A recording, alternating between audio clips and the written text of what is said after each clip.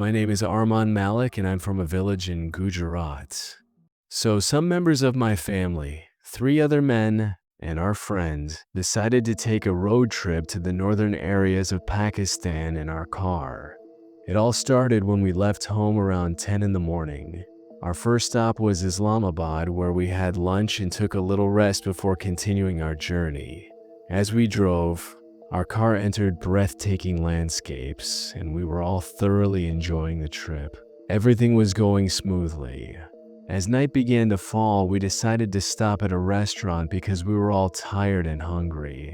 We entered the restaurant, ordered food, and shortly after, our meal arrived. We ate and then ordered some tea. While drinking tea, we asked the waiter if there were any hotels nearby to stay in.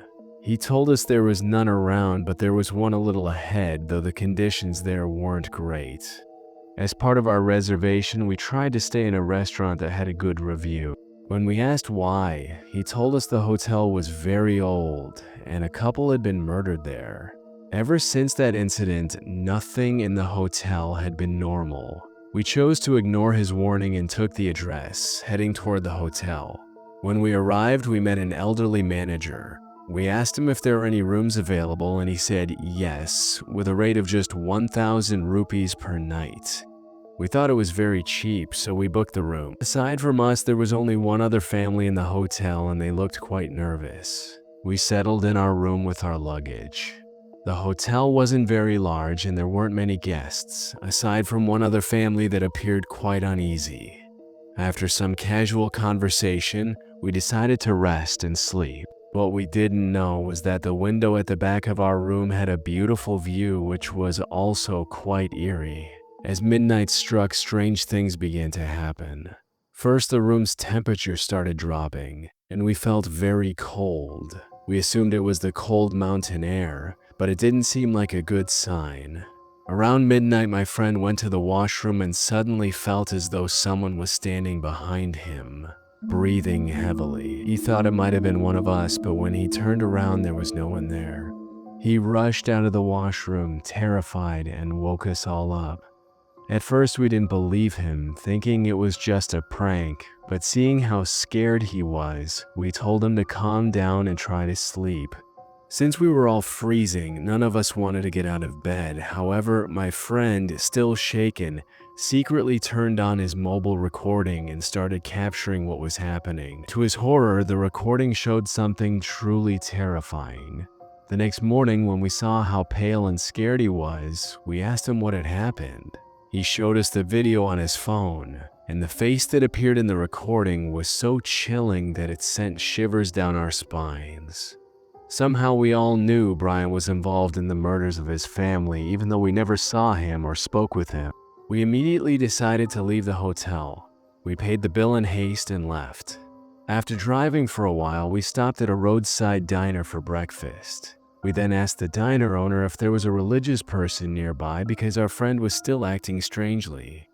He told us that a few kilometers away there was a shrine where a Baba, spiritual leader, lived. We decided to take our friend there. At the shrine, the Baba took our friend's hand, recited some prayers, and blew on him. Our friend collapsed into unconsciousness.